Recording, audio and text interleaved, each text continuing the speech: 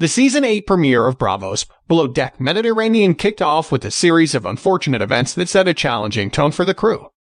The turmoil began when one of the crew members, boatswain Ruan Irving, found himself embroiled in a potentially career-ending predicament due to issues surrounding his documentation.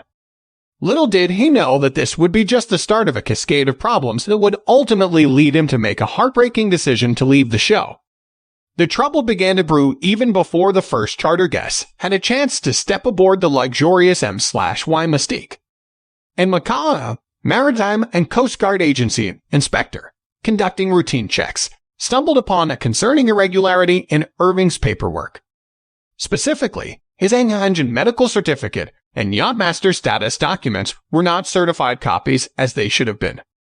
This discovery immediately raised red flags and placed Irving in the hot seat. Captain Sandy Lon wasted no time in seeking an explanation from Irving, who claimed that all his documents were certified copies by the police station. He asserted that the original documents were securely stored in a friend's safe back in South Africa. However, both Jan and the MCA inspector emphasized the urgency of needing the original documents, otherwise the boat could face detention. As if this initial setback weren't bad enough, Irving's troubles compounded when one of his documents produced a database scan displaying another person's photo. Captain Jan confronted him, raising questions about the authenticity of his credentials. She pointed out that the document he presented couldn't possibly be his, asking pointedly, "Whoever issued this, it's not yours. Where did you go to school?"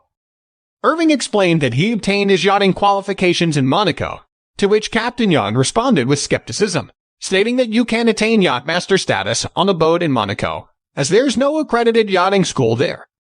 In a confessional, Irving expressed his disbelief, asserting that he had been working on boats for 3 years with the same credentials, never suspecting they might be false.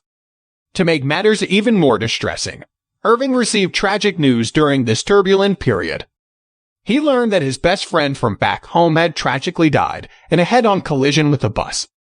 Overwhelmed by grief, he confided in deckhand Luca Brunton, saying, "One of my best friends just died. He's the only friend I've known since this big that's been through everything with me. I feel like I'm gonna pass out." With an avalanche of challenges piling up, Irving ultimately reached a heart-wrenching decision. He called Captain Jan and, in a difficult conversation, informed her of his choice to quit. "Sorry about this, Captain, but I don't think I'm going to get the ticket sorted in time," he explained. "I don't want to hold the vessel up any longer. I'm just going to go back home, and I don't think I'm going to come back. I'm deciding to call it quits and head back to South Africa."